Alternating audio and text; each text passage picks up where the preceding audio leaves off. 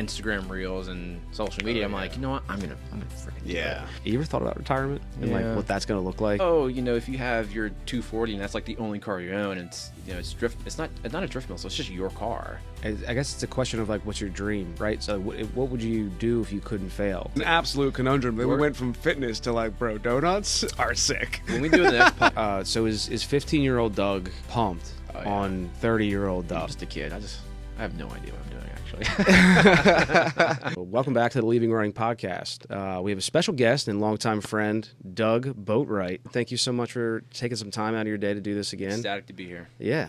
I guess, Doug, just give us a little background on you, where you're at today. Yeah, still full-time military, we'll call it, reservist, but more focused on my hobbies because it's summertime and that's what we should do, right? Yeah. So work sucks, hobbies go. Yeah. So got a lot of projects, dude. The Porsche, the 240. Now I bought a dirt bike because why not?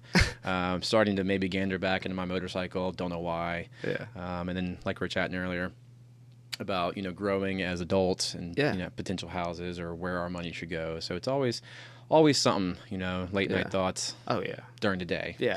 Those will creep in, man. There's no getting around that, bro. So I guess I wanted to ask just how it was that you got into cars. Right, so like, because that's one of like the biggest things that you and I share. Yep.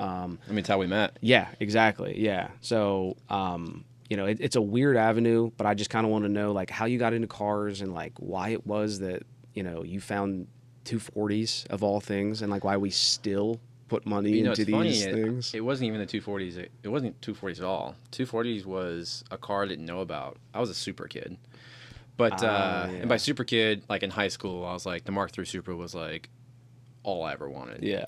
But to backtrack further, so it was dad is into drag racing and all this stuff. Going the drag strip every once in a while, and I was like, this is cool. But what did it for me and got me into, we'll call it tuner cars or Japanese cars, drifting, was the OG either the Street Mag or the Tuner Mag. Like early 2000s. I think it was the Street magazine. I think I'm wrong, but you know what I'm talking about. Yeah. And on the cover was a young, I didn't know who it was, but I know who it is now, Von Gittin Jr., I think it was, in the OG Falcon Mustang. Yeah. And the, I think it was like an S15 on the front. Yeah. And they're all skid racing. I'm like, that's sick. Yeah. And from the ages of 8 years old, I was like, I want to go sideways because I think that's really cool. And here I am, almost 30, and I've barely just touched the tip of the iceberg because I keep finding new ways to keep my car off the road. but yeah, so that's how I got into cars, and that's all I cared about since then was how do I when you're 15, get keys to a car. And then I was we all came from skateboarding or BMXing and got keys to a car, and I was like, yep, my little Mark II GTI is all I care about now. So I started milking away with that thing and on to the next project. But before the 240, I had we'll call it a down payment on our Mark III Supra because I thought they were the coolest thing ever. And that fell through, and I had a buddy of mine who was like, hey, buy this car. I'm like, what is a 240 SX? No idea. I'm 18. I'm like, I don't know what a 240 is. It's not a Supra. It's not as cool. Yeah. And I took my buddy Colin, and we went and bought it, and that's my baby. It'll never go. Yeah. I'll sell everything else before that thing goes. So as rusty POS that thing is, it's just a piece of sentimental value. So, or property, excuse me. But that's how I started, and that's how I got into the 240s, and there we are. Yeah, it's crazy because these cars really aren't worth anything, but we've all decided.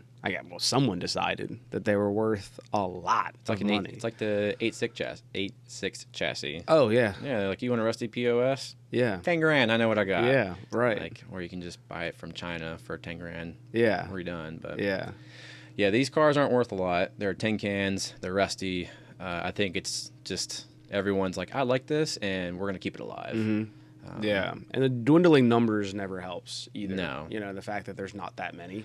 That doesn't help. It past their prime. I always say it's like a C4 or C5 Corvette, or just any car that's worth something when it first comes out. They depreciate in value and then they, for whatever reason, hit that 20, maybe 30-year mark, and then people suddenly want them. Yeah. And again, like you said, there's not a lot left on the road, and then now they're worth something because people want them. Yeah. So, again, another reason why I won't sell mine, but I'm always on the lookout for another clean coupe because I need to build something that's not the same bones as mine was. Yeah. I should have just stopped that a long time ago. It was not worth it, but it will be. Yeah, so it's a passion project. This is, you've just been stuck in it just like all of us. Because I always wonder, and like, you know, because it is, if you wrote it all down, or if you try to explain it to someone who doesn't understand these cars, they're like, this doesn't make sense. You're wasting time and money, and like, I don't know, like this thing, like that's what you want? Like, they're like, you know what I mean? Like, it's hard. Everyone's addicted to something. Sure. I wouldn't say I'm addicted to cars, but I think the idea of wrenching is like, and the Fast and the Furious, you know, when Jesse's like, this itches my brain a certain way, and that's what I like. And it's the same thing. Like we were chatting a while ago, like why I'm going really above and beyond on this car. It just itches my brain apart just to see clean metal and have a good foundation. And I've also been like, it's just grinding paint, bro. I've been messing with auto body type stuff since high school. So doing that work is nothing compared to like everything else. But like I'll go in the garage and spend 6 hours doing an hour's worth of work, and going back inside and my wife will be like, "Oh yeah, what are you doing?" I'm like, same thing I was doing yesterday, just grinding paint away. Because it's fun. So you've got, I'm just going to put some of these up here real quick. So what on earth made you want to do that? Well, I mean, that's a lot of grinding. I mean, what are we talking, like the whole trunk and floor pan? Yeah, so if you scope through what I did, I tried to send you as best as chronologically ordered from start to finish. Yeah. I'd say roughly 10 hours worth of work. So we'll call it 2.5 afternoons in the garage, just grinding paint. Yeah. Really, I got this sense of I want to make sure that when I do a spray paint on this vehicle, it's not for nothing. Right. So I figure if I spend $100 worth of cookie wheels on Amazon and a weekend worth of work per area on the vehicle, like, I mean, what else am I going to be doing, right? Grinding away and seeing fresh metal and cleaning it all up, and it's just I call it a nice foundation. So when I put this car on the road, because it's not just a dedicated track car, it's going to be a street car. It's not, it's going to be rusty in some areas, but the important stuff is I've gone through the thing front to back, and I know every single nick and cranny, and I know it's good. So and also if I really ever had to sell it, I know everything about it. Yeah. But it's also like, this is fun for me, like grinding paint down. You know, like the whole floor will be epoxy primed and painted single stage, you know, get good sound deadening, it'll be full interior except the rear seats because, you know, there's a cage in the way, which I wish I never caged it at this point. But I think you can still, like, you can fit the seats in. Like, you know, the rear seats, if I cut them out, but I'm just not worried about it. I'll probably just do a screw in. Because it does, you're right, it does still look good. Like, and like with the cage in there, like even if like the seats have like some like cut up foam, you just spray paint the yellow. Maybe, but again, like no one's gonna be sitting back there. Yeah, you know, it's just an aesthetic thing. Like I've always said, like, you know, I'll do whatever it takes. If the pole is going straight through the bottom of the seat, like it's which it wouldn't. I don't know. I'm at this point where this car's been off the road more than I've owned this car. 11 years. Yeah.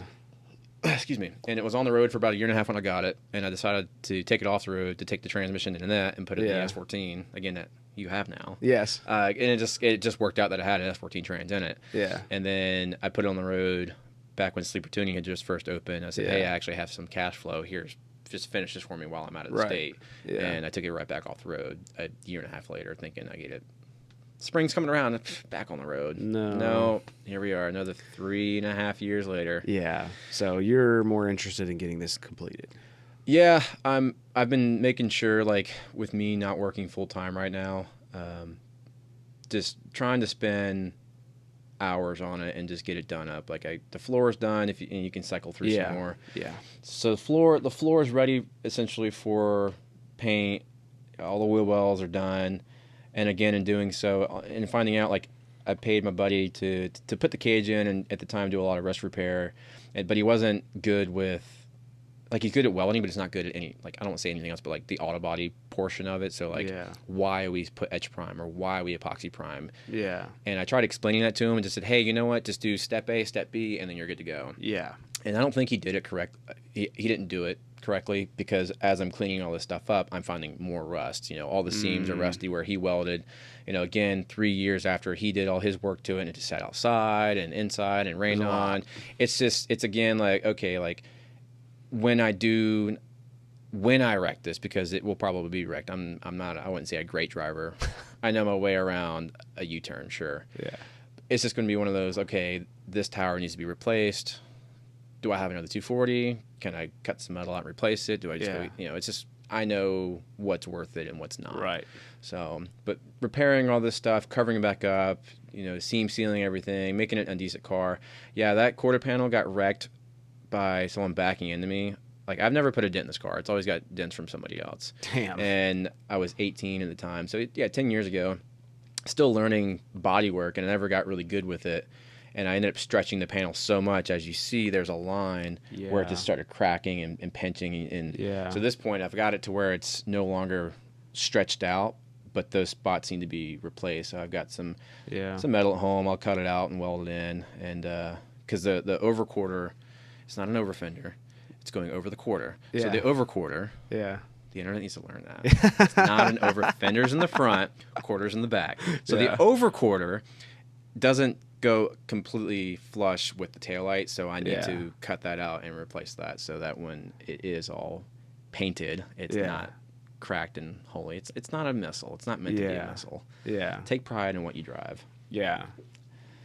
Yeah, because I know you've always said that, this is a car that you want to get everything out of, street, track, all that. You're not afraid to ding it, you're not afraid to crash it, but at the same time, like, you want it your way, and you want it to be nice. I think it's one of those, like, back in the day, like, was it Chris Forsberg and Ryan Turk made these funny videos on, was it the channel Network A or something like that? And they're like, oh, if you have your 240 and that's like the only car you own, and it's drift, it's not a drift missile, it's just your car. Yeah. And it's like, okay, like, and that resonated with me a long time ago. And it's like, okay, yeah, it's going to be a street race car, and I'm just like, my name is going on this, and I want to make it, like, if I say, like, someone's pointing out, my name's on it.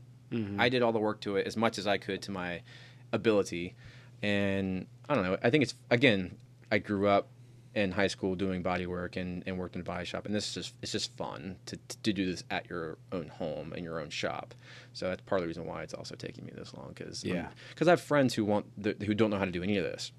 I'm the only friend who knows how to do all this. Like, I mean, I was 18 repairing 240, the rusty 240 sunroof. Yeah, I was just panel bonding and all this stuff, and it didn't work great. But, like, a lot of friends now, like, I don't know how to do this. Can you paint my car? Can you do body work? And I'm like, when I get mine done and I understand how my shop operates, I don't mind helping you out, because, again, learning experience for me and having fun with it. But it gives them a product that they know you're actually going to care about it, and it's not just going to be another drift missile down the road that got a single stage paint job that's crappy. Right. So I think that have you officially, or at least planned to touch every square inch of this? Yeah, I'm at the point now where I wanna. I'm the itch to drive is more.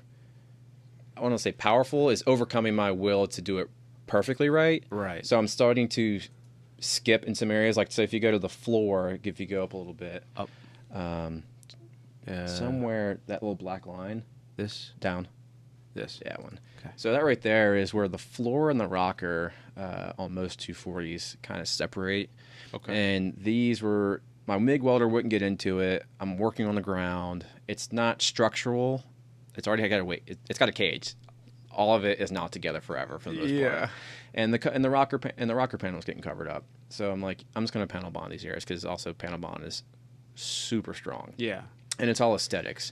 Yeah. So things like that I'm skipping over. But yeah, like, again, I've gone front to back. Again, if I ever sell this, I know every square inch of this car. Yeah.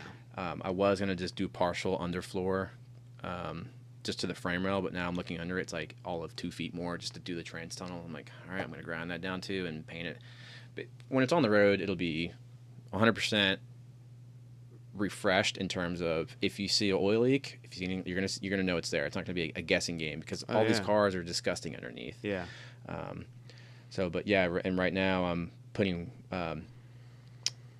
Rex Callaway tubs in, because I tried to make my own, and now I understand why people just use trailer fenders. Because so is that this? No, I started out with my own. I went and got a piece of 4x4 sheet and started cutting everything out and got the arch. And I was like, yeah, that's pretty nice. I made a nice little arch. And then you got to make the curve, and I'm like, damn it. Spending 2 days on trying, you're cutting and removing, and I'm just like, I'm not getting anywhere. Because the goal with the tub is I wanted to be OEM plus, just enough to not have clearance issues, but to still have usable area in the bay. Because most people who tub their engine bays, you can't use anything to attach power steering or external coolers, whatever, and I still want to have usable area. And after 2 days of trying to make an arch, and I ended up cutting too much out and had to replace some stuff. I was like, this is stupid. So, and you have to duplicate it. You got to do it. I mean, again. it's all fun, but also like I'm also stuck with not having the right amount. I mean, I'm trying to hammer and dolly and torch this metal to bend in a way it doesn't want to bend, and I know there's ways around it, but I'm like, I've lost interest. I'm just saying, like, even if you nail it the first time, it's like, okay. Oh yeah, you have to mirror it, right? So, and I bought these engine bay tubs months ago, and they were not cheap. Yeah. And I was like, well, if I end up wrecking this thing within the first year, I don't want to just say, poof, there went X amount of dollars, and I now got to buy it all again to redo it because I couldn't make it myself. But if you exit out, they're mostly installed now. I got to make a couple more critiques to them. It'll be those right there. So I got these for the most part installed. I got to move them over a little bit so they fit more flush, and then I can weld them in. But yeah, these are super nice, and it's not a trailer fender. It's a little crooked in terms of you'll still have usable area for like your intercooler piping. It's not fighting your tubbed wheel well. So, but yeah, these went in. It took me, it's funny. It took me like an hour and a half to get that thing almost flush. I'm like, and I spent 2 days trying to get this trailer, the sheet metal to flex. Yeah, like, this is stupid. So yeah, I sent props to the guy. I was like, hey, these are pretty nice. Saved me a lot of time. Yeah, but yeah, they're pretty nice. And then that's with them both installed. The other one, yeah, to the right. Nice. Yeah, they're not bad. That's beautiful. And it looks I love nicer. that it's gusseted as well, because I mean, I just feel like, at least recently, I haven't seen too many like full tubs. Yeah, I feel like it's a smidge less popular, but like when I see them, they're just flat and they just go all the way down. Yeah, most people go get Tractor Supply trailer fenders, which is great. I mean, they look great. They serve their purpose, and I'm just like, the goal is to, when I again put my name on this vehicle, whatever part I install is like, it was worth it. So when I pop the hood and I still can have usable area, because you don't always know. Like now the problem is I now have to move my fuse box. So I got my buddy, my buddy Jose is going to come over because I'm not a wiring guy, and I'm like, hey, I suddenly need your expertise. And of course it's going to have to be free because that's why we're friends. Yeah, I'm just playing. But yeah, now we're going to have to move the fuse box because it's not going to bolt down anywhere, because now it's going to be in the way of the intercooling. It's just, YouTube again has melted our brains to think we can build this stuff. And again, if I can go back in the day, this whole process would have been differently, because you're like, the cage was installed prematurely. These are installed now. I wasn't thinking about the engine bay harness, and it's a whole lot of, okay, for the next time around. And is there going to be a next time? I rather don't want to get to that. So yeah, exactly. It's a lot. Yeah, yeah. You're living through the greatest car adventure you've ever had, and like you're hoping this is it. You're hoping that you peak. Yeah. right well, here. I mean, again, like I'm also like, I don't want to say cutting corners, but like the goal is to find another chassis that's not been in the Northeast for so long as this one has, so that when I do tackle it, it's not going to be as much repair. It's going to be like, okay, cool, I have this vision. I'm going to accomplish it a little bit differently now, because I'm not trying to drive. I already have a car that's driving. Now I can take my time with this one and do a little bit differently and not take 10 years either. Sure, yeah, because you have the experience of doing it. Yeah. Which again, like there's just a handful of you guys out there that have gone this far. Yeah, I mean, there's a lot, but like I would say the majority of us have not. 80%. I know this car on the track is inside and out would be better than the average car, and that's fine. But that's not what the racing is about. Racing is about to go out there and do it, not do that. Yeah, this is a me thing. This is 100% a me thing. Yes, and I don't need anyone taking offense to what I just said. This is a me thing. Yeah, no, 100%. And it's more just expanding the tool collection and the knowledge so that I can help the homies out, because that's what this garage, I built it for. I mean, I bought the house. Yeah, I got a garage with it. But it's for anyone who needs a hand. Bring your car over. We got this. Yeah. That's what it's for. Yeah. Love that. Love that. Yeah. And it's amazing that I've actually kind of turned this into a garage as well. At first, because of the way I had it set up before, because I didn't quite intend it for it to be a garage. I was like, I'll have to make a garage separate. You're a car guy. You're going to have a garage. But then, like, when my midlife crisis happened and I had to buy your S14, which is one of the greatest things that ever happened. I'm very happy with it. I did kind of sell it to you. You did. On the podcast. I'm such a sweet talker, dude. On the podcast. I'm such a sweet talker. Yeah. It was crazy. Like, hey, but you're doing other things with your money. Just a little bit more. It's like a $30 change in payment history. You know, you're gonna buy and forget about it. You're gonna be fine. You know, and So, but I pushed this thing in, and I was like, oh, there's not enough room. I was like, I got to do something. And I'm like, and I loved it. I loved being able to like kind of recreate like what it is now, and like now there's so much more room and. Yeah, it's good. And you like wrenching. Yeah, I like wrenching. It's fun. Because you haven't wrenched since your BMW days. I know. Yeah, it was good, man. And then like I was just telling Adrian, one of the times, dude, I was pulling the tie rods out. Yeah. And I totally forgot how those come out. Right. So like I had a splitter. You know, it's really for a ball joint, but I'm like trying to get like that out, and it's like 9 o'clock at night. I'm like, dude, I can't be smacking around at 9 o'clock at night. I'm gonna wait. And then Adrian and I did a podcast, and he came in, and I was like, "Yeah, dude, I got everything, like the whole rack out, like everything. I just got the tie rods are stuck in. I was like, I just gotta like beat them in." And he goes, "Oh, honey, like you just have to hit the knuckle, and they'll just pop out." Yeah, and I was like, "Fuck, I totally forgot." Yeah, like, I'm like, bro, I've been out of the game. Same way. Yeah. Now I learned that after the fact. I was like, oh, this ball joint's bad. And my buddy's like, "Oh, how'd you get them out?" I'm like, freaking hitting the freaking stud out. He's like.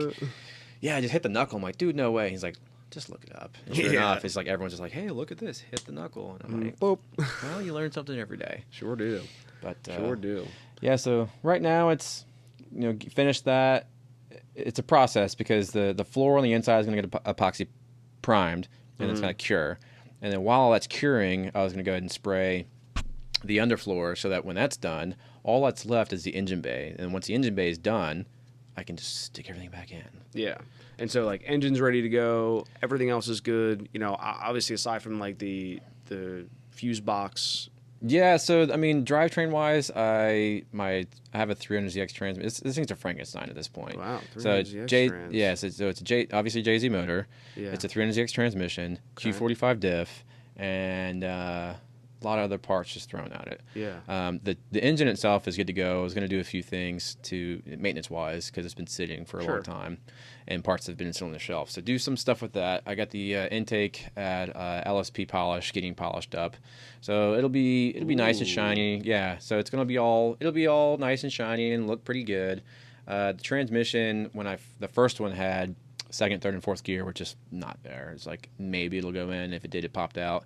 So, and then for whatever reason, probably ADHD induced, bored on one day, I suddenly got the bright idea to let me pull this bell housing off this one I got, and then put it on that transmission. And here we are 3 years later, and I was like, I'm glad I didn't pull that transmission apart because I don't remember where any of this stuff goes. No. So yeah, I got to finish doing trans swap. Engine is roughly together, so it's just one big puzzle. Yeah. But most things are bagged and tagged, and pictures are taken and videos. So it's one of those. I'm hoping that I can get it on the road by the end of summer, but we'll see. This summer? Yeah, end of summer. My original goal was have it to Eggers at Sleeper Tuning by April, and I just wasn't home. And I'm a slow worker. Like, I'll go in and spend 8 hours in the garage, and I probably work for like 3.5, 4 hours because most of it's just staring at what's in front of you. Like, how do I want to tackle this? I think that's everyone, man. I think that you probably figure out ways to like mitigate some of it, but that's half of it. Mm-hmm. It just takes a while. And again, like if it's like we were just talking about, I love doing it, and I don't want to like rush through and be like, I have an hour, I have to get as much done as I can in an hour. I'm like, this feels icky. I want to like sit there and look at it and just be like, wow, with a cup of coffee in my hand on a Sunday, like 7 o'clock, 8 o'clock in the morning. You're like, Well, the thing is too is what like can we do today? you'll look at it and like, okay, you'll do a little bit, but then like I get confused on something like, how do I want to tackle this? And I'll have to walk away from it and come back to it either the same day or a couple days later. It's like you're thinking about it when you're not staring at it, and your brain's like, we've created new concepts for you. Yes. And you're like, why didn't I think about that earlier? You know, Yeah. your brain's just being a brain. Yeah. And so yeah, that's why this one's taking a while. Like, whatever. But yeah, it'll get there. It's cool. It'll be pretty. It'll be good. You know, I'm gonna original panel wise, I'm doing OEM fenders and doors. I'll skim coat those with Bondo, and it won't be perfect, but it'll be not wavy. It's the goal. So it's not a 10-footer. It'll be a good looking car and be worth driving. I mean, it'll be fun. So yeah, that little turd. Yes, and then it's the Porsche. Yeah. So which you have gone on the record saying this is a German 240. Yeah. You've gone on the record. Yeah. I mean, yeah. It's obviously driving dynamics a little bit different. Yeah. I'm talking about like when I say German 240, the way it's not hard to work on. Yeah. It sticks to like the nuts and bolts kind of attitude. It's not like there's not very many, like when I think of German, immediate like torque bits, everything, you know, the opposite of what Japanese is. And this is, I mean, it's not 10s and 12s. It's, 11s and 13s or 15s and it's not much has changed. That was after I came here last time. So it's beautiful. Yeah, she's not bad. She needs coilovers for sure and some wheel spacers. But so bought it, paid a little extra for it, thinking it was all good for in terms of maintenance and repairs. And for whatever reason, transmission's out on that one. So click left on your keyboard, or there you go. So the transmission is out. You want your plate on that? Oh, I don't care. Comfortable with the plate? Cool. It's not even my house where it's at right now. Well, fine. But so you had asked me before, like my car buying experience, and it was fun. Like I told you, I was at New Jersey Motorsports Raceway and listening to all the Porsches run up and down the track, and I've been kind of loosely looking, and then this one had popped up, and like I said, I paid a shiny penny, knowing that a lot of the repairs and work was already done to it, and sure enough, not even. Actually, a year. What's today? The 20th, 18th. So a week from now would be a year's worth of ownership, and I have the transmission now doing the same repair that should have been done correctly the first time. Love that. Yeah. Man, it's not like that hasn't happened a million times. So you're saying that the used car dealership wasn't so great? Well, it wasn't even a used car dealership. I didn't want to. I don't like talking smack. No, it's a reputable brand, but like, and it's a good spot. And we don't have to like even say like where you got it. PA Euros, that's a shot. No, 100%. No, I've given this guy an arm and a leg trying to work with. I'm easy. You call me and text me on your own time. Just get back to me. Sure. And I noticed the oil leaking back in like November, December, and then the day I drove it to your house, I said I'm just gonna drive it, put some oil on it. And we'll see where it goes. And because I don't know if it was a rear main seal or the IMS bearing. And if you know anything about the Porsche, the IMS bearing is essentially what connects your bank 1 and bank 2, your cams to your crank. And when the IMS bearing explodes, as like a skateboard bearing, has balls in it. Goes through your motor. There's your whole motor. And a used motor is $10,000. Wow. And a built motor, or even a reman one, is even more expensive. And I'm like, dude, I'm just some 240 kid with a Porsche. I don't have that kind of money. So back in February, I had kind of like started running through my records of like, my purchasing paperwork and what was replaced, just to make sure I'm checking everything, because I don't like starting a conversation and not knowing everything about it, especially when it's going to be one of those conversations. And the conversation, like, I was like, hey, like, I lost my records. I know you mentioned when I bought it, you keep everything on file. Just get back to me. And he's like, hey, like, remind me tomorrow. It's, I just left the shop. It's like, cool, no worries. Shot him a reminder text the following day, got nothing back. Gave him a week. Hey, just reminding you again, like you asked. No response. I'm like, okay, cool, we're going like that. So like, you know what? I'm going to at least pull the transmission out myself and inspect it, because it's either the rear main or the IMS. Fingers crossed it was a rear main, because that's super simple to replace. So sure enough, pull the transmission, and it's the IMS bearing. At least the cover is leaking. I was like, all right, so I'm gonna shoot him a text and just see what he's willing to talk about. Like, I'm not expecting anything. I just want to have a conversation because either I'm missing something or parts go bad. I get it. Sure. Text a guy like, hey. So I pulled the trans out. Well, actually, I just said, hey, can you give me a call? I didn't even get to that point yet. I was like, hey, just give me a call. I got some questions about the car or just in general when you have the time.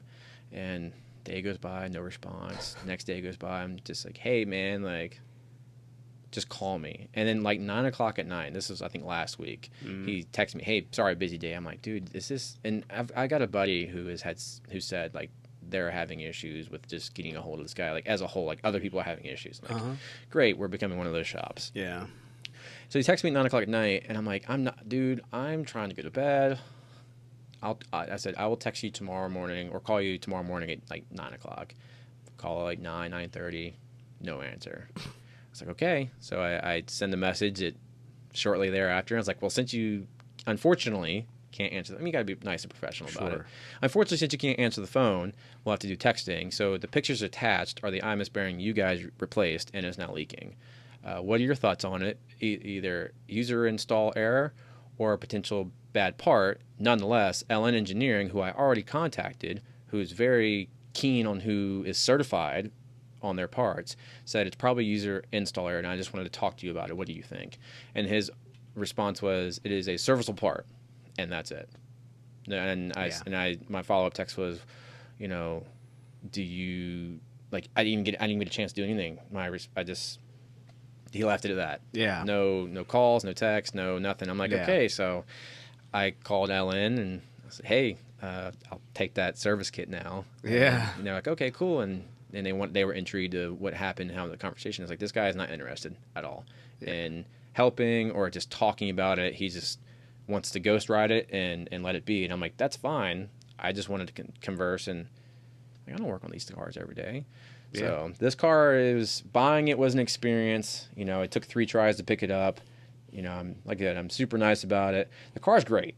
It has its hiccups, but I think it's been a letdown in terms of, like, no one owns these where I'm at. So it's like me learning about it more, not I'm working on it, renting on it myself, but then like at the leisure, or not having the leisure of talking to somebody and be like, hey, what are your thoughts? So yeah, so hopefully the transmission will be back in next week. My goal is to have it at East Coast Bash because I wanted to drive it last year, just 2 there. And now I'm like, all right, all parts are ordered.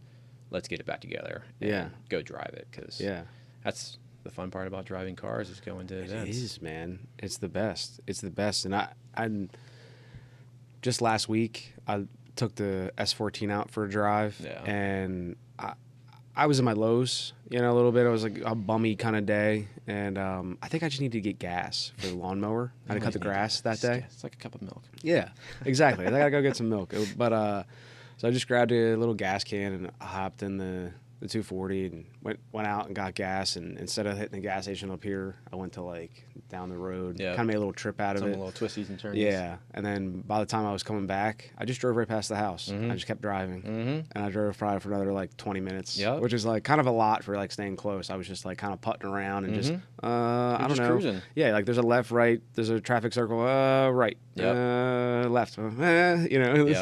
It was. And when I got back home, I did not expect that it was going to make me feel that much better. No one cruises anymore at our age. I know. It's insane. Honestly, it's one of the things I really want to bring back is just like Friday nights, because I think, a Friday night can be a hectic thing, but I think if you give yourself something to like stop, and on a Friday night, it's like, hey, everybody's going to meet up at 8:30 and like we're all going to be here, and at 9:30 we're just going to cruise, and we're going to go, and then everybody's going to cruise until like they're done cruising. Yeah, like remember, like you can either go home or like whatever. 18 years old and you're all cruising, like, we're going to go here, and then people just start teetering off. They're cruising around like, all right, peace out, and they just I'm heading out. And like, cool. See ya. Yeah. I think cruising forces you to live in the moment. Yes. And you're not at home doom scrolling, or you're not at home. You're not really like you're saying, like, your thoughts about whatever you had there in that day. You're just you with the guys, or you in your car, and you're just doing what you want to do, and it's just another form of stress relieving. Like shooting a gun at the range. This is fun, and I'm not thinking about anything else. Exactly. Yeah, man, it's so good. It's been Yeah, I have to thank my lucky stars, man, for this podcast and bringing you here and like that car in my face and just being like that, like, yeah. No, I'm so happy you have that car. Like, me too. I was man. just telling my buddy Brandon yesterday. I was like, yeah, my buddy Keith bought it, and I'm. Is it perfect? Absolutely not. But he enjoys it, and I'm happy to. If he ever asks any questions or needs someone to wrench, I will drive. The drive to come wrench because it's just. It's not just a car. It's a community base. Yeah. Like you got friends and we're gonna go hang out together and do some stuff. But yeah, the P car it's getting there.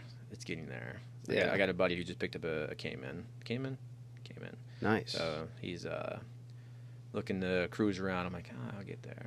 I'm actually missing the Wilmington Porsche car event or like meetup today. Not that I have a running car right now, so I wasn't gonna go anyway. You chose us over this. No, I'm just kidding. Well, no. Well, the car's down. Well, so like when it's down. Well, I'm trying to find somebody who has GT3 seats because I want to sit in them because Corbeau makes GT3 reps. And it's like it's a rep because it looks the same, but it's still a carbon Kevlar. I'm like, that's sick. Right. For less than half the price of what they go for. I refuse to spend $6,000 for bucket seats. That is insane. But I was if I did end up going, I was going to say, hey, do you mind if I just sit in your car? I don't have knives or anything. Let me just sit in it. I just want to see if it's worth even buying. But yeah, she'll get there. It's a fun car. I was dogging on it last time I was here when I left. As you saw me leave your driveway. Yes. And yeah, dude, I can't. That sound is, I think it's no GT3 or GT3 RS, but she sounds pretty good. Yeah. No, 100%. Like, yeah, there's just such a harmonic noise to that it's so good, dude. It's such a good car. Yeah, you did a good thing. So I also I wanted to talk about how you ended up getting into the reserves and like Air Force. And we talked about that the first time you were on, but yeah, we did. We talked about so much stuff that I really get into like because it is I don't know. I think it's a little crazy. It's like it's kind of a big decision. So like I always wonder like how people get there and how people, like just. When you have like a big decision like that in your life where you're like, a huge job change, because you were doing a lot of auto body stuff before then, right? And then you just... Yeah, I don't say it was hard. Again, my buddy who I was living with at the time had already been doing it for a long time. Again, active duty. Can I you a smidge or something? Yeah, we can do a smidge. Just do a or something. Yeah. But thank you. Thank you very much. Probably 30 minutes realistically. Yeah, we got time. But yeah, it was a good time. In terms of like listening to his stories is plenty. Yeah, sorry. Listening to his stories and body shops are fun and when you're learning, but again, it gets to a point where you need to start making some money. Sure. And surviving off that paycheck I was making is not enough. I couldn't do a whole lot. Cheers to not doing a whole lot. Cheers to not doing a whole lot. Yeah. Every time it just takes me back. Yeah. There's just something about monkey shoulder. I know it, man. And it's cheap. Oh, God. It's so good. Well, cheap in the bourbon scotch world, for sure. Yeah. $30 in the vodka and tequila world is like a lot, Yeah. You're like, oh, that's a bottle of Grey Goose. Yeah. Like, well, it just tastes the same to me. So. Yeah, I know. I have not experienced good vodka where I was like, oh, okay. Nope, just vodka Red Bulls. But whiskey for sure. Yeah, whiskey. I'm like, oh, I get it. This is different. It's twangy, a little cinnamon on top. Yeah, we're such posers. We're such posers. Well, I can really taste the persimmon in this. Yeah, this one smells like 40%. Yeah. This one actually has been sitting out, hasn't it? Yeah, it's a little bit more aerated. Yeah, but reserves is interesting. So it was interesting in terms of signing up and doing that song and dance. Mm-hmm. Biggest thing was having the roommate just hold on and watch my stuff because you're not home when you do your basic and your training. So you could be gone for 6 months, you could be gone a year, and I was gone for just shy a year. Living in Texas essentially, which was a lot of fun. Texas, is sick. So like, isn't that? That's why I'm saying like, it's a huge decision, right? Like, I mean, again, like to me, it was just I mean, I don't know. Like, I'm coming back. So sure, with the reserves, you're coming back home. Like wherever you sign up, this is where you're staying. And active is like, cool, you are going there. And I'm like, that's part of the reason why I don't want to do active is because I've already been established. I'm not 18, just starting out. Exactly. I'm 25, like, and I kind of don't want to move. Yeah. Maybe a little selfish, but it's again, I picked the job to do the job where I'm at, not to go find the job type deal. But yeah, so came back and just been, like I said, order hopping in terms of like flat rate versus hourly order hopping for being a load master since 2020. I'm actually a load master instructor now. It's pretty sick now that I think about it. Yeah. Yeah. I teach people how to be a load master. Yeah, so that is sick. Yeah, I'm just a kid. I have no idea what I'm doing, actually. So I guess, obviously money was the motivation. You're super interested in planes and flying. Absolutely You thought not. that was...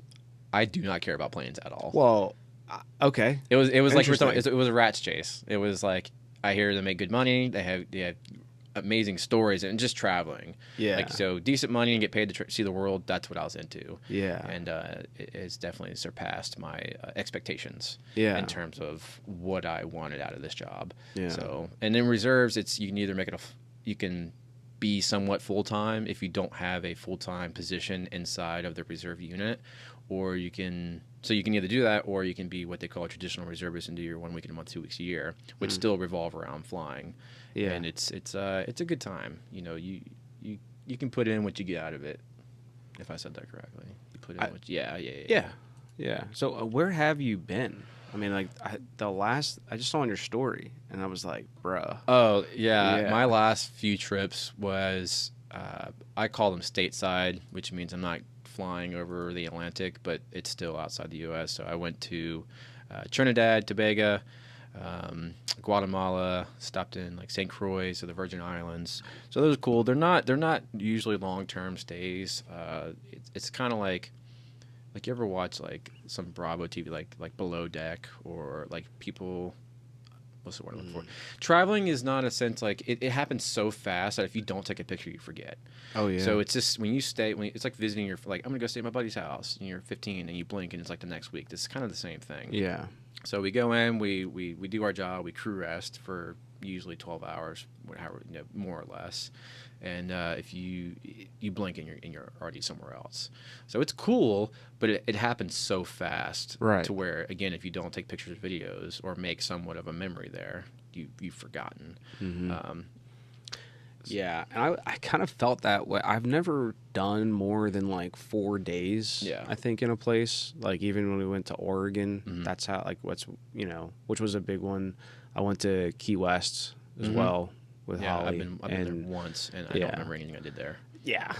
I mean, I actually got some good enough memories, but I still feel like I just touch the surface of exactly. Yeah, of Key West. When you go somewhere, there's always more to do. Like, you can never do a couple hours and see everything. Yeah. And like overseas, in Europe and all that stuff, I've dabbled a little bit. Like, I think the longest I've had time off was like 4 or 5 days. So like me and a bunch of buddies went to Portugal, which was cool. Yeah. But there's only things you can do. Like, they were more interested in the nightlife, which is like cool, but then you're missing everything in the daytime. So all the historic stuff. And at nighttime they wanted to go out and party and have dinner and do that kind of stuff, which is cool. But again, there's so much to do. Yes. So 4 days, all I remember is just trying to like herd these guys around and, hey, it's time to go back. It's there's so much. Or right, like even like Jen and I went to Bar Harbor. We went for 5 days, but 2 of those days were driving, so you get 3.5 days worth of sightseeing and traveling, and it still wasn't enough. Even when you're recording everything, like, I can't believe we did that. Yeah. So, the job of traveling is cool. I've been to most places in terms of where the C5 just goes. It can fit. Well, I'm sure. Yeah, like, dude, ass. There's been times where I've landed and like we've had to back up, which is super rare on a C5. Or you're like, all right, we're gonna have to put it in reverse, Terry, and back this thing up. That doesn't happen very often. Most people, I'm no pilot, but most pilots don't like doing that, and I don't know why. I know it works just fine, but it's a non-standard procedure, so that's why. But there have been times where I've been stuck on a flight line, like turned down the wrong way, and you're like, yeah, guys, we can't fit. Or like they have a little hole in the top of the flight deck where you can pop out, and you're the third you're like the bird's eye view of like the wingtips and like, hey, can we clear this? You're like, shimmy left or shimmy right or stop. I actually had to do that once. Pretty cool. 'Cause you're like, I could damage this airplane. It's not cool. It's just interesting. No, but, it's an experience. But yeah, it's definitely like I said, this job is, again, like if you put the time in, you can see a lot of what this world has to offer, and I think it's a lot. It changes your perspective on things that happen within the U.S. And you're like, well, a lot of people who complain about the stuff in the U.S. haven't seen the rest of the world and how some other things could or may operate. Yeah, yeah, absolutely. Yeah, I mean, just getting a little bit of culture kind of everywhere you go, and like clearly, like you were saying, you have like kind of the right thought of being like, guys, like, yeah, the food's cool. Like, I bet they have alcohol too, but like, yeah, like guys, like look around. Like, there's more, more to it. Like, try to like say hi to somebody. Yeah, I remember. I think my last cool, for me, trip was going to explore Turkey, and it was just a day or two of. I think it was like a day and a half of exploring, and there's, I mean, obviously a lot to do, but like they were like, hey, let's go do this like waterfall or do a little small hike. I'm like, this is the part I like into. You go try local foods, and people staring at you because you're obviously not from here when you're walking around, but they're like, they're just happy you're here doing things. Yeah. And that's 98% of everywhere. People are just, hey, try this food. Or, right. What brings you here? Yeah. Can you even speak a dabble of our language? Like, Teşekkürler is called, said thank you in Turkey, and I think that's the coolest thing. You know? Yeah, and like it's something that we don't get in America. No. Like that sort of like culture shock where like, we don't get very many people who like can't speak English. Like English has become such a prominent language that like even no matter where you come from, like people are getting taught it. They're learning it because they know. You know what I mean? Like there's obviously a few scenarios of that, but like I mean, how many times were you like in line at Chipotle or like at Old Navy and like someone in front of you was like, I'm having a hard time. Like, how do I say words? Yeah. Like, and they're like, this, like money. Pointy like, talkie. Yeah, right. It's like, if you go to Japan, like, it's happening a lot. You go to Turkey, it's happening a lot. You go to Croatia, it's happening a lot. The Philippines, it's happening probably a lot, or Thailand. Yeah, I went to the Philippines once. That was, again, a quick stop, but that was interesting. Yeah. We'll call it a gated community at the hotel. Oh, like, yeah. You got to check in to check in. I'm like, why? And they're like, crime rates are up here. I'm like, yeah. Oh, okay, cool. Oh, yeah. It's still a Hilton, so. Yeah, it's crazy. Yeah, and Adrian went. I'm actually really excited for him to like talk a little bit more about it. We've always wanted to do a podcast together where he got to talk about it. We just never got a chance. Excuse me. It's okay. But when he went, he's got a lot of family there, and the family there, lives a sort of life that like we do. Sure. In the sense of like we're like they live on a dirt road and there's just random dogs and like they're like in the rural part of like the Philippine nation. Yeah. But yeah, and he has got like a spider that was like this big. Gross. Like, not going. Dude, and like that's what Die. Yeah, No, like kill that not. thing. Nope. Yeah. Nope. So, I remember when him talking about it. I don't know if I got to ask him about like crime because I was like, dude, you were kind of like in the slums. Well, I don't want to say slums. That's what I'm saying. Like but I'm trying to like bring it in perspective for people who like haven't seen like the pictures that he has and like where he was. Where it's like it's beautiful. That's everywhere. Yeah, though. but exactly everywhere. So exactly. like with the military, take a look. Like we'll talk about military base installations. So you could have a really nice base. But then you get out of it and you're like, okay, what can we do here? Right. Yeah. And if you don't quite look at the area, or you might not even notice it all first, depending where you're from. Right. Most government buildings or bases are all in the slums. So like Dover Air Force Base, look around Dover. I mean, it's gotten better over the years, but it's not that great. Yeah, and America probably is like a terrible example of that because even in Europe and all the other stuff. Like we're just because like we're developed. Yeah, like I get what you're saying, but like we're developed. But it's like when you go, like if you're in Iraq, it's like been there, done that. It's sick right here, but like out there, it's crazy. But even like because you had mentioned like.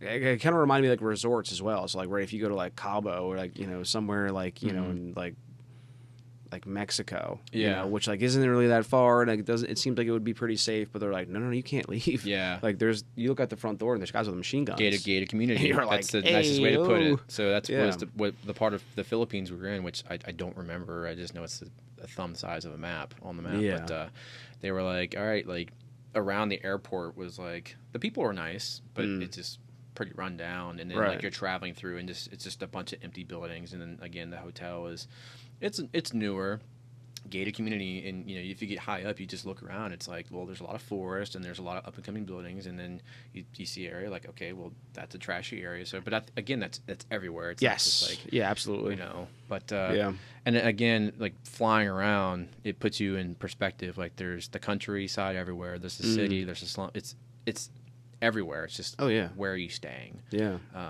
But it's and that's why I appreciate things more. I think stateside, people will talk about like healthcare or all those other subjects you can chat, and it's just like, do you really know what's happening over there? Yeah. I've dabbled in the existence of over there, just stopping by in more than one spot. I don't even know what's going on, but I still wouldn't want to. I would want to live where I'm at. Yeah. So. Yeah, but that's also just a me thing. Like, sure, Europe's cool, no, but I get it. I don't think I want to live there. Yeah, no, I get it completely. I would love to go. Honestly, it is something I need to do. Is eventually I'd love to start traveling. I think you'd like the UK.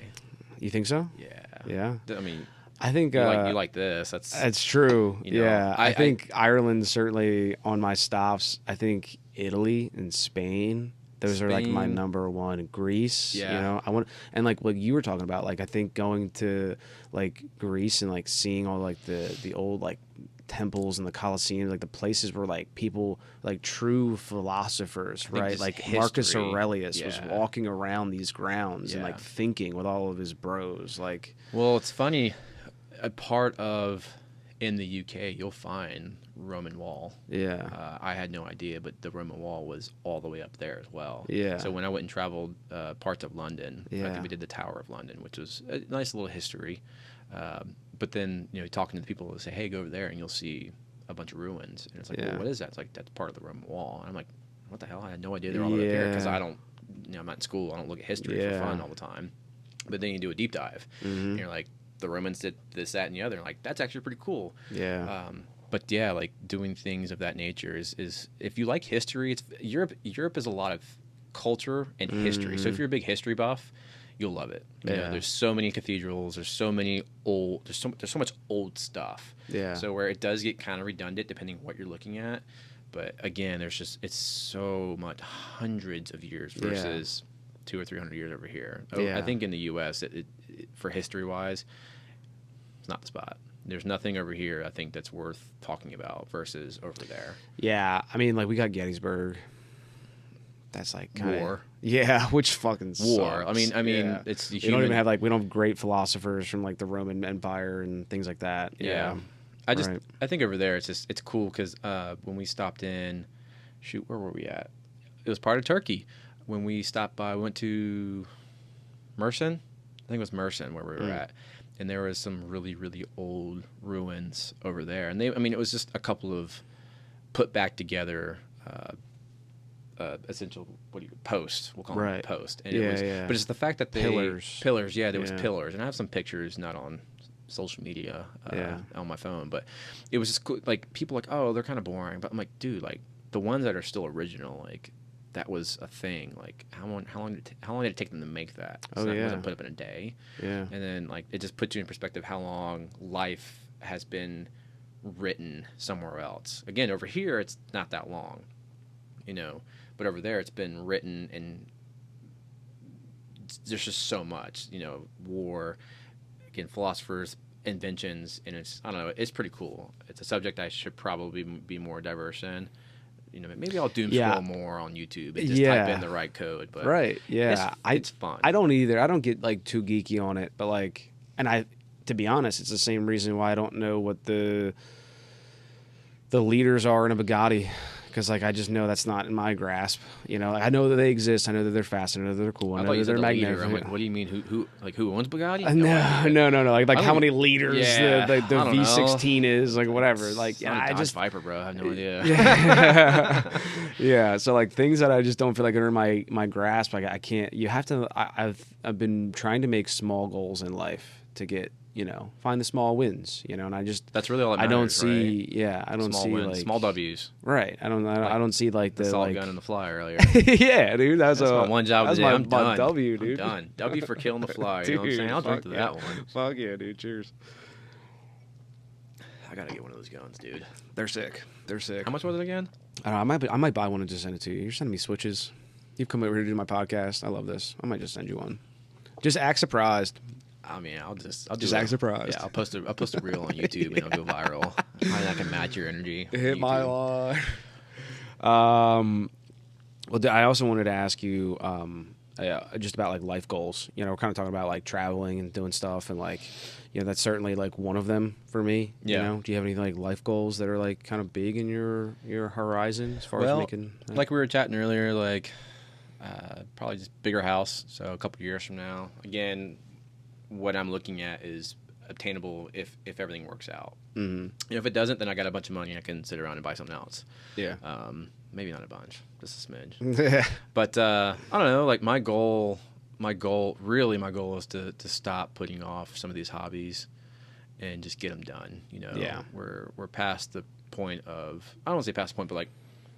We're getting ready to be in our 30s or in our 30s now, and it's like, well, what have I achieved in the last 10 years with my hobbies per se? Like, yeah, I've got a bunch of projects, as you see. I got the 911, the dirt, all this stuff, family, whatever. Yeah. But it's like, what have I done with them, right? So again, some of them are massive projects, and adulting has gotten in the way. But like, my goal is to put the 240 on the road, put it on a track, go do some things with it. The 911. I'd love to see it on New Jersey Motorsports Raceway next year. If I can do the upgrades and repairs, if I can afford all that this year. Yeah. If not, whatever. It'll still be it's a perfect street car.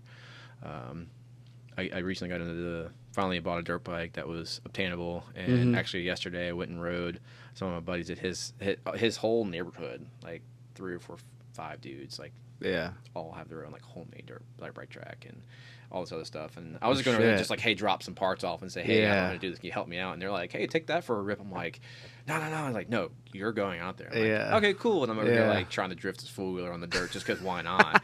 But I don't know. I think it's just goal-wise, like I said, just get some of these hobbies up and going before family objectives become reality. Because when you become, I think, a father, you're spending a lot of time eyes in and not trying to just prosper in other areas, which is it's fine. Yeah. But I think there's like those personal goals is for me, and and I think that's fine. I think it's fair. I mean, how many people do you know are in their 50s? Oh, I wish I'd done that. Right. And they had kids when they were 23. Yeah. You know. Like, Right. Yeah. Just accolades you'd like to hit while it still makes like financial sense and like a time sense. That's all it is. Financial. Yeah. Because like if these cars have to sit under a cover a little more, often than you'd like because you've got little ones running around or like a house that like you're trying to keep a roof over. I got a buddy who's got a really sad 240 just sitting there rotting away, and every time I see him, even I'll just call him every once in a while. I'm like,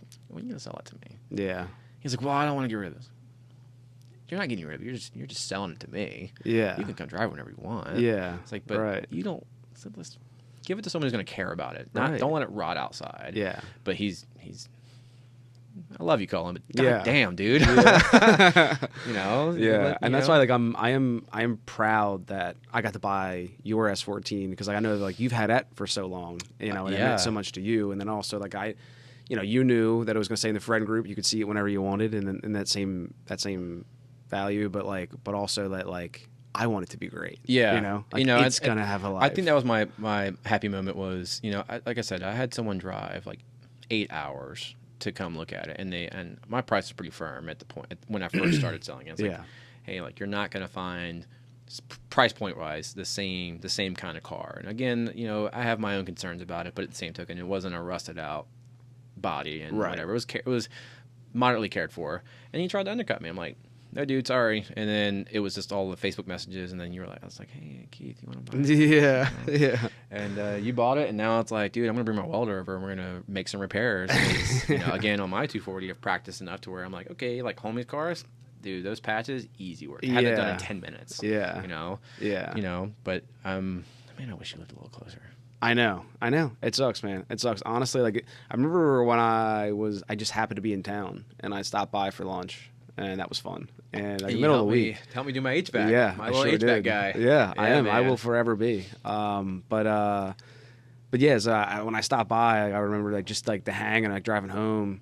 And then looking at like the GPS and be like, man, Doug just needs to be a little closer. Yeah, I think that's where it is now too. Like when you're at this point and you're still doing your hobbies, you're doing it for you, which is cool. Yeah, it gets a little lonely sometimes, which is fine. But that's where like the car stuff, you do it at home, but you go to those great places to run them, and that's the community you want to be a part of. And again, small goals is get to that community. Yeah, because it might suck now doing it in garage by yourself, but then you get like, oh, I'm gonna go out there and do this thing, and it's like, this is why I'm doing it. Yeah, not just for myself, but like this is fun for sure. So, yeah. So I have another weird topic that I've thought about a bunch, but like, dude, it kind of works in. It works into like goals and life and stuff. But retirement. You ever thought about retirement and like what that's gonna look like, and maybe like what you want it to look like? Because I've gotten a close-up look at it. I've got people who've gotten to retirement, gotten old enough to like see that kind of thing through. I've also worked in a lot of retirement homes, some expensive, no, it's not out of sight, out of mind. It's dang, I'm gonna be there one day. I mean, I think it's what's inevitable, right? Like death is inevitable. It's always there. Like, yeah. I think about retirement a lot. I messed up and didn't realize I didn't have my Roth IRA set up when I first started, the reserves, and but I think there's again generational differences between working for your entire life to work towards retirement, and then nowadays where I think most people are more focused on the now. So if you have a decent setup or a program for retirement, you'll be fine. So like for me, like I've dabbled a little bit in terms of like the different retirement programs. I'm just more, I think when I get to that point, it'll be pay the bills. Again, my same statement, pay the bills, put some money away, or have some spend money. I'm not like, I think when I get to, when I'm still, or when I go, excuse me. Anyway, when I'm 60, that'll be a funny still. When I'm 60, I think I'm still gonna be doing the same shit I'm doing now. Yeah, I want to just freedom, spend some money. You're not rich, but you can kind of do whatever you want to do. So, and I don't think I'm gonna change ever. Yeah, I think the same thing. That's what I like to think, anyways. Is that like there's a lot of people that end up in retirement homes and like this is what they wanted, and many of them paid a lot of money to be there, and it's what they wanted, and then they're just kind of moving through this like weird space of this like almost like a fake arbitrage of a life where you're like your stores are here and you're you live here and you eat here, and then like maybe you go outside and walk around, and but like you're just like in this like place just floating. You're floating. It's like you want to be, it's difficult because like it's a house is something that's difficult to maintain, but like, ideally I would want to just still live. I want to die in a house. Yeah. I want to die in my home. I think that always which is weird, rolls back to like in the now, like why this generation is so worried about doing things when they're young. Yeah. And for me, I always say I don't want to be that old guy and just float by. I want to be the old guy who has the story. Like you can think of your grandparents or your great-grandparents or someone in your family member who's at that age, and they can just talk, and there's just story after story, like things they've done, and they can remember. So my goal is to continue to do things that are worthwhile to write home about.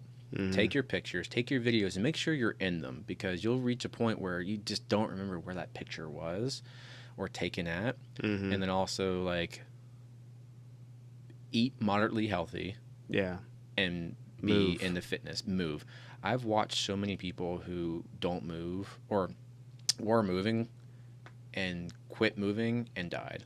Mm-hmm. I watched a guy who, total different subject, not to go there, but you get what I'm saying though. Yes, like, absolutely. So I think when this generation, me and you, are at that point, like 50 is not old anymore. 60 is like, okay, like you got to start caring that you're getting old, but it's not really old. If you've been taking care of yourself the entire time, you're really not feeling it until probably like 65-ish. Yeah. My grandmother's 82. Yeah. And she's like one of the, I say smartest people in terms of like, there's no hesitation in the conversation. It's like sharp, like holy crap, not very many people are like this. And all she does is just eat moderately healthy, take care of herself, and read. Like that's some of her favorite hobbies. Yeah. You know?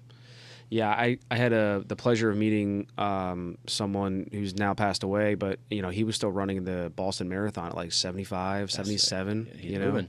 Yeah. Let me guess. He got sick, stopped moving, and unfortunately passed. He just died in sleep. Just didn't wake up. That's right. Isn't that perfect? Way to go. Isn't that perfect? Way to go. You know, like, I mean, I think, you know, his wife got to, you know, that's a Notebook ending, dude. Had the pleasure, I guess. It's hard to say who had the pleasure, but had the pleasure to continue to living. Like, you know, she outlived him. Oh, okay. I don't know if she's still alive, but you know, but they were just living by themselves, like just the two of them, you know, hanging out, you know, and I guess like they probably had some like couple injuries themselves, or just you kind of fall, whatever, and it's hard to heal at the old age, but like, man, they were rocking. Yeah. And I looked at that and I was like, man, this is it. This is the way, you know. I don't really think they were drinkers, obviously, but like I still indulge. I'm trying to do less and like smoke that. It's like cigars are nice, and it's like I'm still young. I'm gonna peel a lot of it away, but like. I think too, like I was listening to was it Burt Kreischall's Two Bears, One Cave podcast, and it had Arnold on there. Yeah. And you know the thing with Arnold, when he was lifting, he always joked around. He poured like schnapps or whatever in this pre-workout or post-workout. Yeah, I do remember that video. Yeah, it's like those are and that was like even when he was not a governor and being a governor of California anymore, he would still, that was his go-to. And now he's like, I think he's in his 70s, mid to late 70s and early 80s maybe, and he's like, yeah, I don't drink anymore. It's like it's super hard on the heart, but like, and that's where we were talking about earlier about like how does alcohol affect you? And I'm like, yeah, it's getting harder, and we're 30, you know. So I couldn't imagine being 30 years older and it being the same thing. Exactly. But. Yeah, I'm picking my times. I pick my times. And I'm fortunate for myself that I'm very happy with like buzzing. I don't like going far. With like drinking. That's the whole point. Catch a buzz and ride the wave. Catch a buzz, ride the wave, you know, and because every time I go a little bit too far, or I've just like took, you know, for like sense, you know, if there's like 6 hours, even if I'm like riding the buzz, like it's like 6 hours I've just been drinking. Yeah. You also don't like. I think the hard thing to remember too is like how long.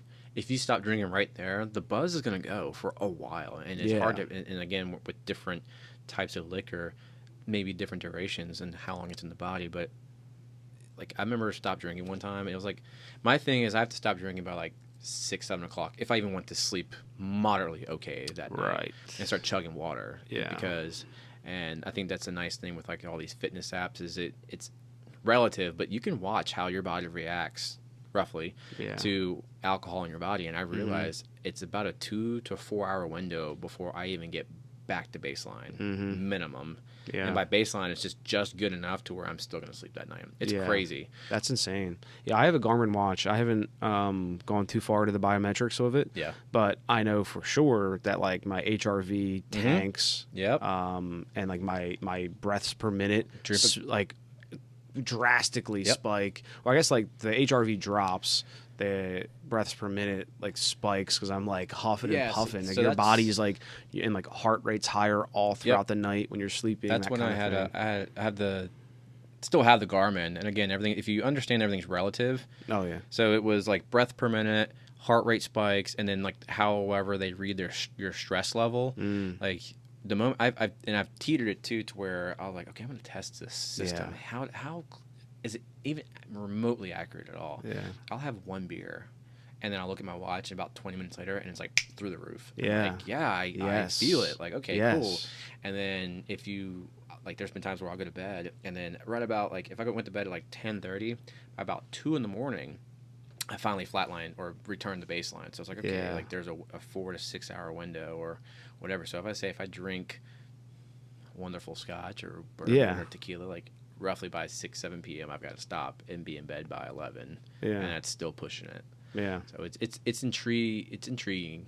Oh yeah. Interesting to see how alcohol affects the body, and and I think that's gonna. We like whiskey. Yeah, I think a little bit's good. I think like you and I certainly with like exercise and whatnot, like we found a balance, you know, and like we're gonna keep keep working on it. It's a lifelong thing, but I think that like, you know, every year so far, I don't think I did it this year. Let me not lie, but.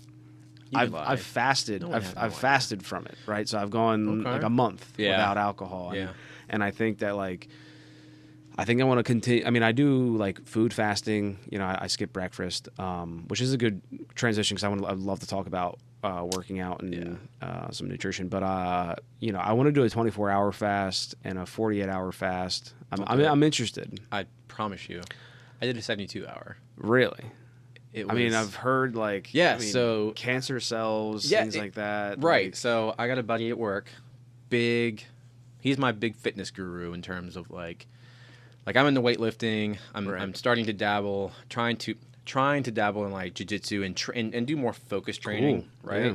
Cool. And he's a guy who a little bit he's 10 years older than me. He's got more time under his belt, and he's always talked about like the fasting portion, you know, intermittent fasting and whatever. Excuse me.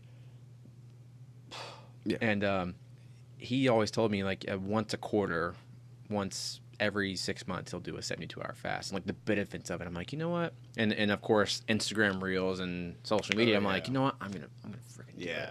Right. I was miserable. People are like, oh, after the 24 hours of water fast, just water. You know, you'll feel fine. You'll start burning. You know, you get in your ketosis or keosis, however you say it, and your body starts burning fat, and you're fine. You go, and then by day 2, your workouts have returned. You're feeling energetic and great, and then by day 3, you're just like you're fine, blah blah blah, and then you reintroduce food to your diet. Yeah. And I'm like, I was miserable. Yeah. The entire time. Oh yeah. I couldn't drink enough water. I had to cheat and drink. I was drinking. Like electrolytes, pickle vinegar, pickle juice vinegar, or just pickle juice in general. Yeah. And then I was looking at like the ingredients of like my electrolytes, and it was like no carbs, and I was like, okay, cool, I'm gonna drink this because it was really just the basic like potassium, magnesium, like things like essential. There's no extra BS in it. It's like, okay, I'm cheating a little bit because I have to drink something. Like water's not cutting it. I have no energy. I don't feel better. I have headaches all day. So again, person depending. Sure. I don't think I got anything out of it. What did you eat after the 72-hour fast? So Jenna and her friends went to Olive Garden that night, and she brought home a big ass bowl of salad. I didn't touch that. She brought home like 15 breadsticks. I had probably 8. 15. I probably had 8, and then I was like, I need to stop eating because I'm jump starting my system. So I stopped, and then immediately went to something else. I crash dieted so hard, and it probably took about 2 days to recover in terms of like feeling back to baseline. Good. I will never do that again. I think so, but it was. Had you ever done a 24 before then? Probably. I used to dabble in intermittent fasting, and I think intermittent fasting is the best thing in terms of if you want to lose weight and not feel like you're trying. Yeah. In a sense, because like if you eat dinner early, I like to think for a proper intermittent fasting, and this is for me, eat no later than 6 p.m.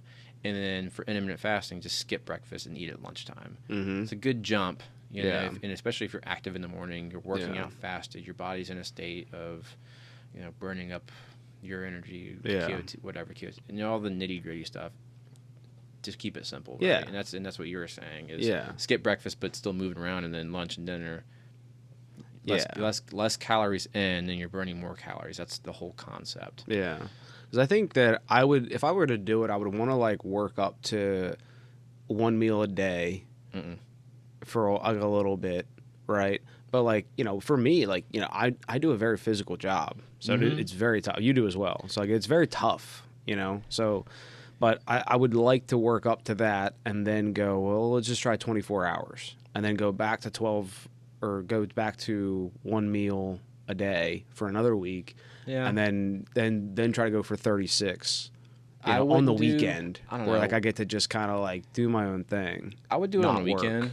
Yeah. When I don't know, like a lot of people who eat once a day, your body and kind of like the fasting, your body kind of shuts down. It's in survival mode.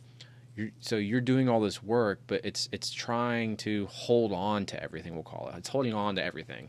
Wants to hold on to your fats. And this is, I mean, again, I'm no scientist. This is how I've seen it. So there's a person Jenny used to work with.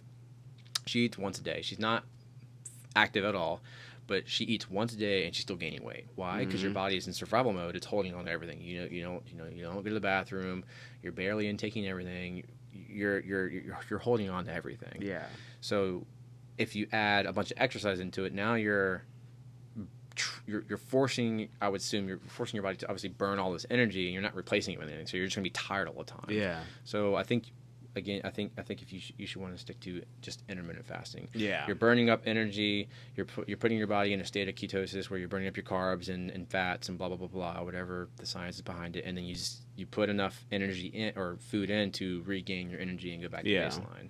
Yeah, and I don't think like a 72-hour fast or like a 24-hour fast, anything in between, is like really about losing weight. I think it's just about like the experience. Yeah. Like experiencing like the lack of, you know, fasting from food and like what that really feels like. And then at the same time, like people are saying that like, you know, because I've heard that too, where like it's like, you know, your body shuts down, it's like it's fight or flight, but then also I've heard that they're like your body's like, oh, whoopee, like there's no food to break down. Let's start cleaning the place up a little bit. That's right? What the purpose is, and I think again, like for me, attacking the 70 cancer cells. Yeah, like, so I mean, and that's what really got me into it was like, okay, cool, like my internals are supposed to be being better and flushing stuff out.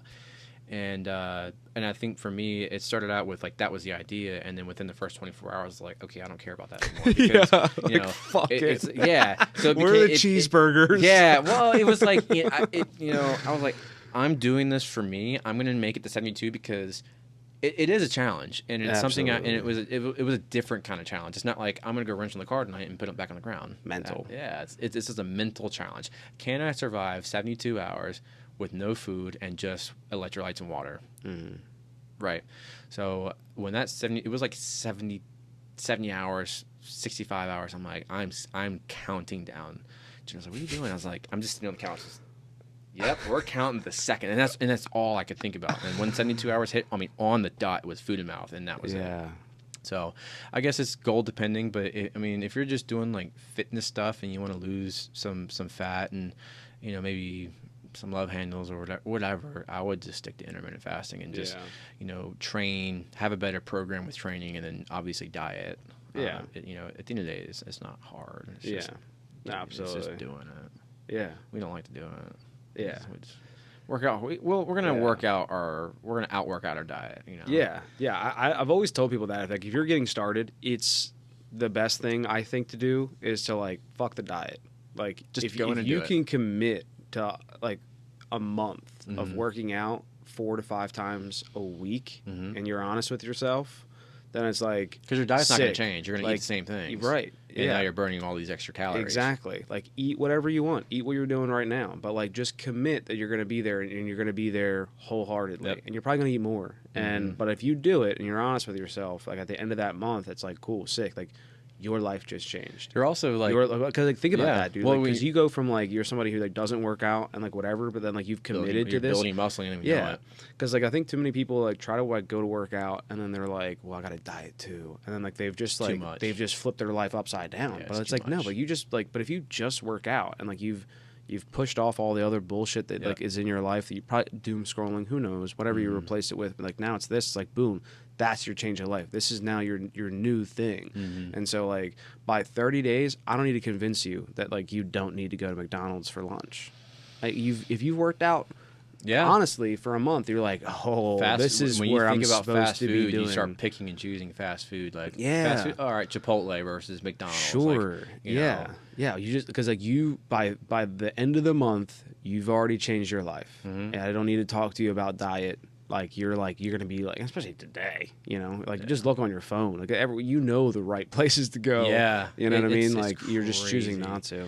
I don't know. Like, yeah, I mean, the fitness industry, it's so vast. It's crazy, right? dude. And what's healthy, what's not. Right, and you know, it's all on your phone. Yeah. All you got to do is look it up, and really, I think the biggest thing is not to overcomplicate things and be simple. So, just like you said, commit to 30 days and realize it's not that hard. You know, you don't have to be in the gym 3-4 hours. I do it because I suck at time management. I'm on there doom scroll. I'm in the gym. Too. I'm in the gym like I had a thought like I have to look this up real quick. Why? Because I have time.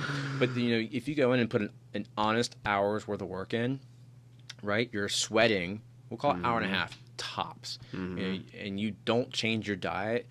First of all, you're burning calories. You're gonna build muscle. You're forcing your body to build muscle. 30 days later. Okay, even if you don't change your diet, you now have a new routine. Yeah. And you're going to go to the gym. And then 6 months from now, you're like, all right, well, I kind of, do I want to build muscle? Do I want to train for something in particular? You want to be a runner? You want to be a power lifter? You want to go train? You want to be a jiu-jitsu? Whatever. And then you just pick your poison. And that's kind of where I'm at right now is I like lifting a lot of weight's cool. And I love lifting weight. But I'm in I want to be functional at the same token. Move. So can I, and I've been finding out in the last couple of years, I'll move a certain way that's normal but different, and my body's like, "Hey, buddy, we're gonna have to punish you for that." You have to, and you were talking about injuries before. You have to walk funny now. Yeah, well, it's like I have I was going through PT for my hamstring because I'm on the airplane and I tweak it some way, just walking around or twisting or something, and it's like, nope, don't like that, and that's been a long process. But then going to dabble in jiu-jitsu on an open mat, you can't just go. You're gonna get injured. You got to. It's the grabbing motion.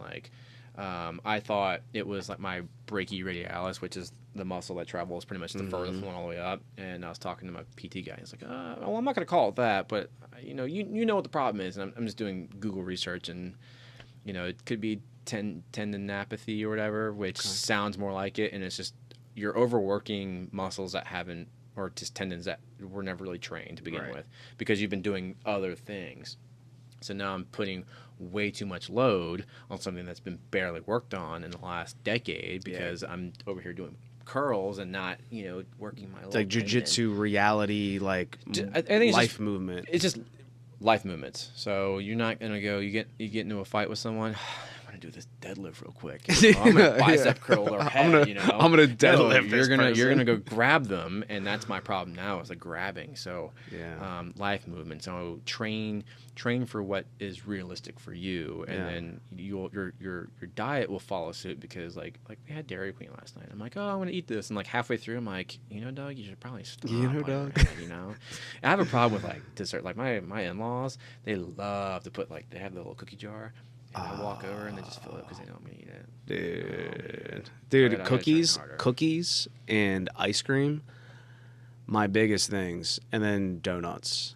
So that's what it was, Mother's Day weekend. Yeah. There was so much donuts there. We brought donuts. Guess who ate them all? Guess who ate them all? Sweet little dog. I didn't have lunch. I didn't have breakfast. It was brunch. I didn't have breakfast. I had lunch. Freaking donuts. Yeah. And see, for me, I just like a good glazed donut or a good. I'm a traditional old soul. So you should have been there because you'd have helped out. They were everywhere. That and everything between Krispy Kreme, ShopRite, whoever made some. Yeah. I had them all. See, a apple good fritters. Everything. Yeah, a not too sweet glazed donut or a cinnamon sugar kind of. Krispy Kreme is top tier. They are top tier. I think they're too sweet for me though. I can have one. I can have one. Yeah. And then after that, I'm like, oh God. Hot and ready. But you're right, dude. You cannot get past hot and ready, dude. Because no one else is making them like that, and except for down the hatch. Bro, fractured prune down at the beach. No, that's a bit much. They're a bit much, but they're the only ones that are. They're very heavy, but they're the only ones that are doing them hot. You can get them. You get them in the morning outside of Krispy Kreme. Hot, they're the only ones. Yeah, we used to travel. We used to do weekend trips to be, when me and Jenna were just dating. She'd come down wake up, hit Starbucks, get your Starbucks, but got Rehoboth, yeah. and then hit fractured prune, and then all the way back we hit surf bagel. So you got the whole. You ever had surf bagel? Dude, are you kidding me? Fuck yes, I have. Dude, and they have fucking more surf bagels now. Yeah, dude, they're popping up like fly. Can we do one more? Dude, I think we gotta be out. I have 2 more questions, and I think I gotta hit it. I know we were gonna go. We're trying to push for 3:30, but I think we're about to hit it. Or at that I'm mark. gonna take a dab if that's cool. No, that's cool. Yeah, dude. You wanna? I'll let you pour the dab. Yeah, the last dab. The last. What are we, hot ones? Dude, hot ones. That's so fucking funny, dude. This is the last dab, and I still have a dab, so I'm more than happy to share a dab with you. And there it goes. Tap the glass. Wow, I let this sit way too long. But yeah. So, so my last 2. I mean, I could sit here and talk like fitness and donuts with you forever, which is a conundrum. We should as an absolute conundrum. Then we went from fitness to like, bro, donuts are sick. When we do the next pod, which I hope I like doing this, like coming up every once in a while. Yeah, we're gonna do it again, dude. We are gonna do it again. We're gonna have to set aside where I come up like at 11 o'clock, like 11 to 4, and then you got like 4 episodes. You just put them out every once a quarter. That's actually so smart that we could just do like long-term episodes, and like every time we go for a pee break, we can just go reset. We're like, oh, welcome back, Doug. Like, welcome back. We might be a little hammered. We might be a little shy, but we're back. Yeah. So I have a couple questions. So they're a little bit heavier. So I'm getting the podcast is getting heavier as it goes by. So is I'm feeling a little weighed down right now. So we're heavy. Okay, now? Good. Yeah, it's heavy, dude. Okay. So is 15-year-old Doug pumped on 30-year-old Doug? He'd be pumped. Yeah. So you're very happy with like where you've been. Yeah, I think it's 15-year-old Doug would be happy because he's buying what he wants, right? And I think that rolls into a lot of people. They forget what's in front of them. You forget what you have, and I think. For me, I like to self-reflect a lot I try to self-reflect upon my own actions and what am I doing in my life, which I think a lot of people should learn to do if you aren't already doing it, right? So there's times where like I'm cleaning the house or I'm cleaning something or I'm just thinking or just looking around. I'm like, dude, I got a lot of stuff. And I'm like, snowboarding, skateboarding, I got cars, I got dirt bikes, I've got whatever 15-year-old Doug wanted, he's got. Yeah. And sometimes you get lost in the sauce where you might not be using it all, but you have it, and I think on top of that, I'm still capable of doing it. Yeah. If I've been injured, I've worked harder than the injury and make sure I come back strong. If I move a different way, I adapt and overcome and move a certain way, So I think 15-year-old Doug, the only difference would be he's got to get his ass in gear. 30-year-old Doug and get the hell on track. I think that's the only big thing is get the car on the track and enjoy it for what it is before. I don't want to say it's too late, but before before life gets hectic, Yeah. Get it while it's prime. Yeah, but so overall, like, I mean, fitness wise and hobby wise, and even like life wise, I think he'd be pretty stoked to see where he's at. Hell yeah. If I could go back to that then and change a few things, I wouldn't say I'd be in the stock market or anything, but like, be better in school. I mean, I could not remember. Like, I love high school. Pick up an instrument. Like, no, well, I did play drums for a little bit, so but I quit drums because I was lacking in education, which is probably my first big smart move where I was like, I suck in math. I should probably be staying in math class. Yeah. So I got better at math. Yeah, I didn't do anything and I still sucked at school. So you're a leg up, Dougie. Well, I mean, I guess. Great. I don't know. You are, dude. I'm okay. Yeah. I mean, I'm pumped on this, Doug, but I think I'm going to start asking that question to people more. It's a good question. I'm going to keep asking it to the guests. I think it's a good question because, again, if people haven't already thought about it. Right. You're making them self-reflect, and they might not even know. Yeah. Like, okay, well, I've been thinking about it, right? Mm-hmm. And it changes your thoughts sometimes. If you aren't a person who thinks about your actions and why you do these actions and where did you grow up from, I don't know. It's cool to look within, because that's called personal growth. Yeah, and I would say 50% of people don't know how to do that. So if you keep, and it's all you're doing is just comparing. How was I before? How am I now? Sure. Yeah.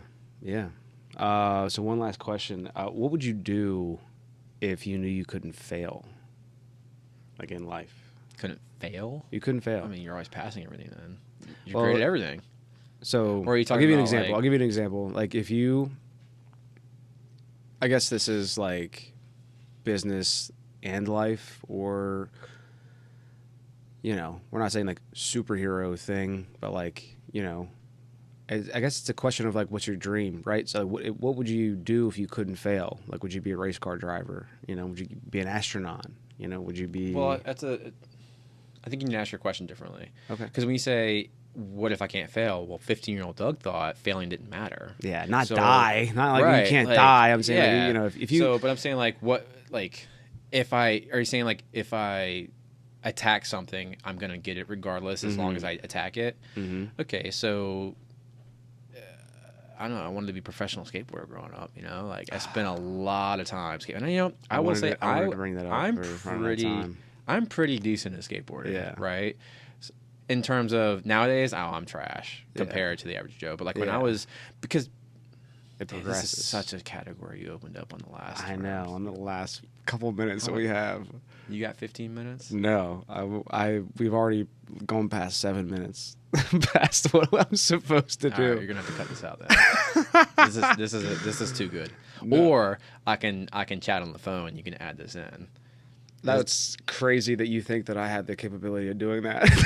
Well, I hear you travel a lot for work, so you got time. Well, look, here I'll summarize it. Sure, so if I could fail, I would have been a professional skateboarder, and that would have been the end of my dream. That would have been my first dream. Yeah. Right. Maybe even driving cars, but I didn't know what drifting was. I didn't know what racing was. I just knew car stuff. I mean, racing, sure, but that's would have been my dream initially.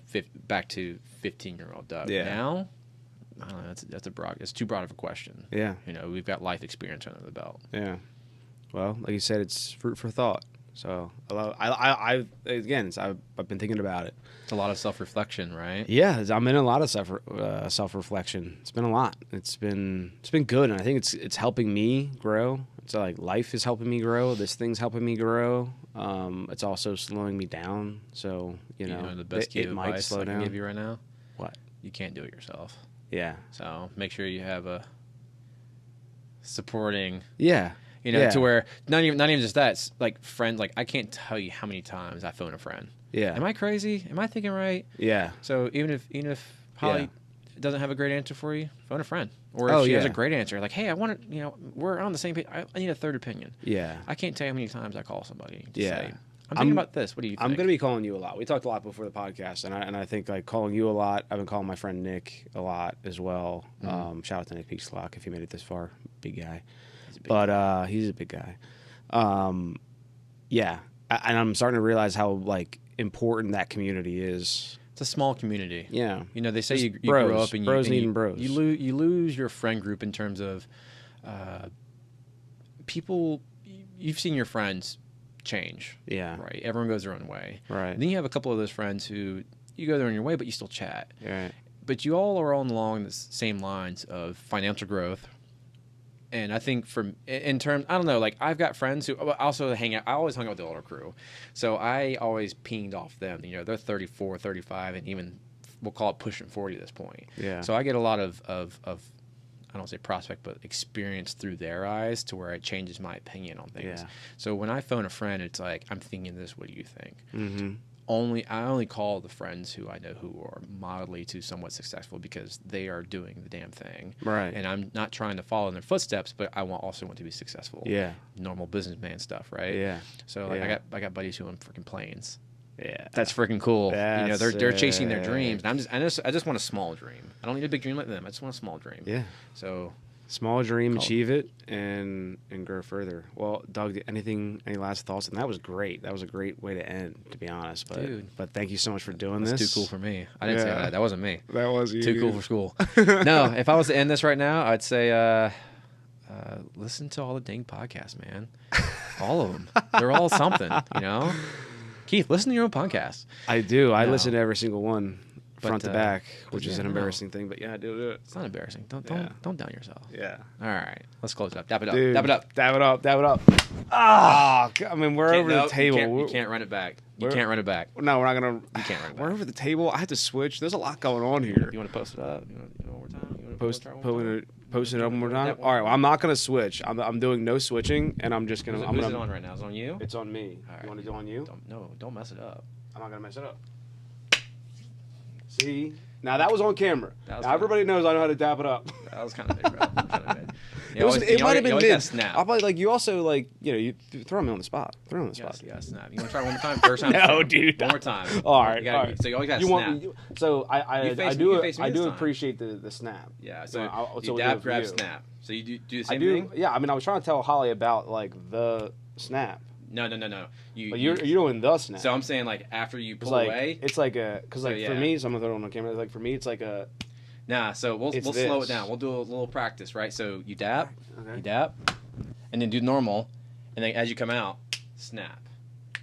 It's crazy. I don't know why it's super hard, but it's crazy to throw. It's crazy to throw a snap. The people who I know who snap, they're kind of the OG, bro.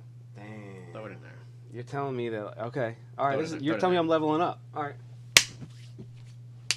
It's just not natural. It's not natural. But if I feel like it's just practice. I'll tell you what. I will work on it. You're gonna work on it. Yeah. Doug, you brought a lot to the table today. This is one of our greatest podcasts. It's a pleasure to have you here. I'm happy to be here. Thank you so much. I love coming here, having a good time. Yeah. Thank you. Appreciate it, brother.